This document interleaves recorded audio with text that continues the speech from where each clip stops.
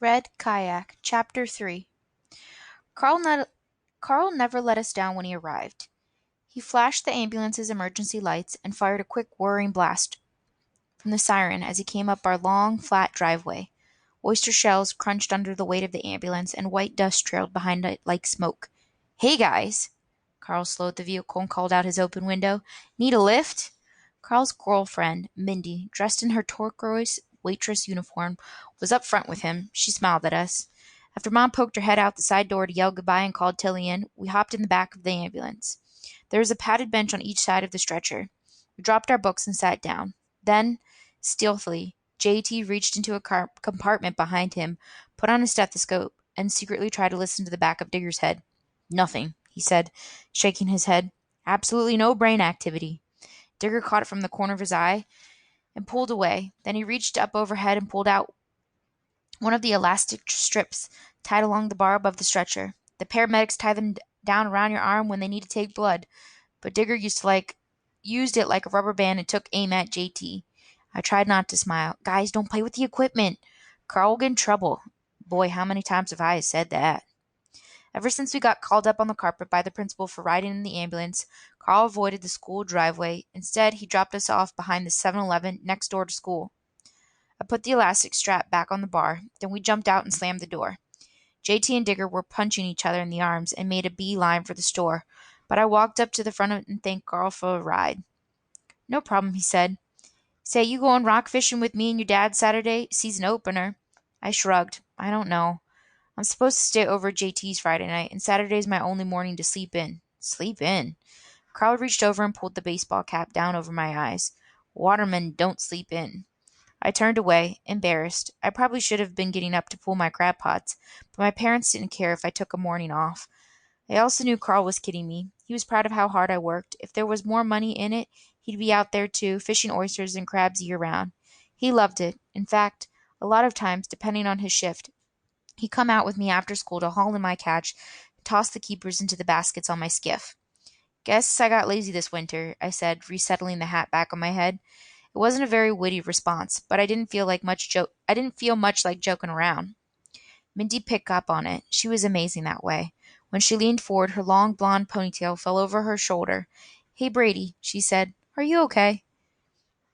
I looked from her to Carl. "I guess I'm a little worried." "About what?" Carl asked. "Right before you came, we saw Mr. D'Angelo paddling down the creek toward the river in his red kayak." "Your new neighbor?" "Yeah." Carl leaned out the window to look up the darkening sky and rubbed a hand over his mouth. "Not a very good day," he acknowledged. "But I'm sure he knows what he's doing, Brady. He's probably already turned himself around and gone back." I readjusted my backpack. "You think so?" I wanted to believe that. When Carl nodded, I said, "Yeah, you're probably right." Besides, I didn't want to worry about it anymore. What I needed to think about was that algebra quiz I had first period, because I hadn't studied much for it. "Brady, come on. We better get going," JT called out as he came across the parking lot, stuffing a pack of caramel creams into his pocket. Digger followed with the can of Coke in his hand. I glanced at my watch. We had 5 minutes before the first bell. "Gotta run. See ya." I waved to Carl and Mindy. Then the three of us, JT, Digger, and I, headed across the field to Alexander Holmes Middle School. During Spanish class, second period, I thought about the D'Angelos again.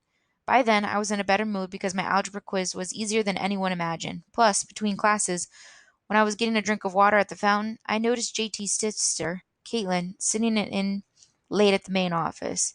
When she waved, it made me feel kind of nice because I liked Kate. Even though she was a seventh grader, a year behind us, she was a neat kid. I pointed and grimaced, a clear reference to the cast on her leg, which was there for an ankle she broke during lacrosse practice. She made a sad face. I knew it was killing her to have to sit out the season because she loved sports. A minute later, I saw JT in the hall. He gave me a high five. "Act naturally," he said, but I didn't pick up on it until I was practically in the door to Spanish. When he hit me that naturally was an oxymoron, I snorted. I'm sure Amy Goldberg thought I was making fun of her new braces because she was right in front of me then, but spun away, rolling her eyes. "Geez," I thought, "I'm such a klutz." So I saw JT, but I never ran into Digger again that morning. It wasn't too unusual, though, because he wasn't in any of my classes except for gym. As I said, by the time I got to Spanish, I was in a better frame of mind. Senora Mendez started off class by asking us to check one another's homework. I switched papers with Lauren Medley, knowing I wouldn't have too much work to do. Everything Lauren does is perfect. Ideally, I glanced out the window across the field to the back of 7-Eleven. I couldn't hear it, but I saw a fire truck race by the store, a yellow blip, and disappear.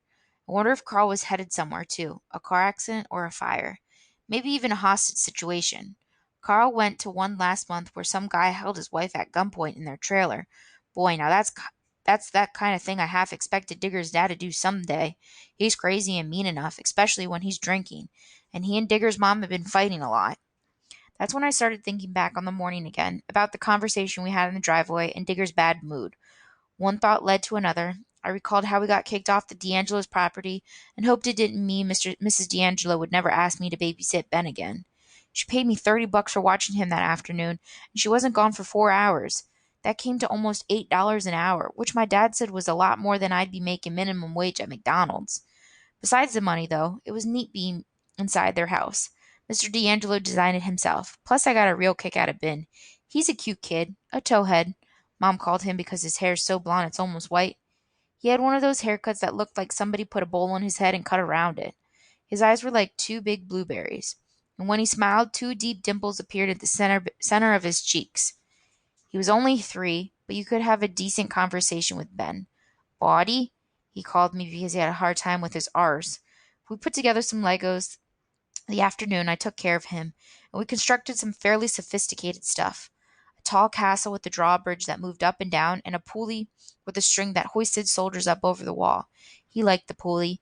He even used it to transport horses over the top. We made some race cars, too. Race cars for knights. Then we microwaved popcorn and watched The Lion King on their new DVD player. Mrs. D'Angelo didn't want us cruising the cable. I promised Ben the next time I came I'd bring over my old Lego Aquanauts. I would make them dive in the bathroom sink. Hola, Senor Parks. Senora Mendez shattered the daydream. ¿Dónde estás? I blushed. Yo soy en la clase de español, I replied. About a minute later, I got called down to the office.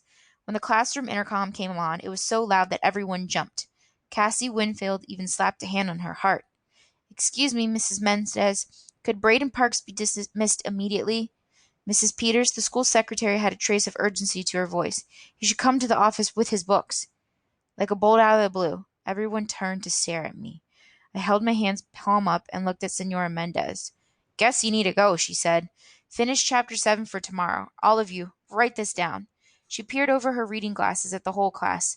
Exercises 1 through 5 in chapter review. I had absolutely no idea why I was being dismissed. Did I have a dentist appointment I'd forgotten about? I didn't think so. As I stuffed the Spanish book into my backpack, it occurred to me I'd just seen the fire truck. Sometimes they called out the fire truck to accidents because they were afraid fuel catch or fire, or sometimes because they needed the crew to help carry someone on the backboard. My heart started beating fast. God, I hope Mom wasn't a wreck, or that Dad hadn't buzzed a finger off in the workshop or something. I swallowed hard, shoved the pen in my pocket, and hoisted my backpack. The school hallway never seemed so long. All those lockers, all that square tile, a door closed somewhere behind me, and it was so quiet the sound echoed. I was relieved to see my father standing at the counter at the main office, talking to Miss Owens, our principal, but it only shifted the concern. Mrs. Owens half smiled at me and left. Why, so we'd have privacy as he broke the news? Mom okay? I asked. Dad had his work clothes on, old jeans and a t-shirt, both flanked a little with sawdust from the shop. Yeah, sure, he said, putting a hand on my shoulder. Nothing like that, Brady. Sorry if we worried you. Relief poured out in me. I dropped the backpack on one of the empty chairs where we sit when we're waiting on the office. Listen, Dad said. Carl called. Somebody's missing on the river. Maybe out in the bay. He wants us to take out the boats and help look. I put my hand over my eyes. Oh my God, I said. Brady. The hand slid down and I looked at my father. It's Mr. D'Angelo, isn't it? That red kayak. We saw him this morning. That's what Carl said. Dad seemed to be studying my face. But it's not Marcellus, Brady. It's his wife and their little boy.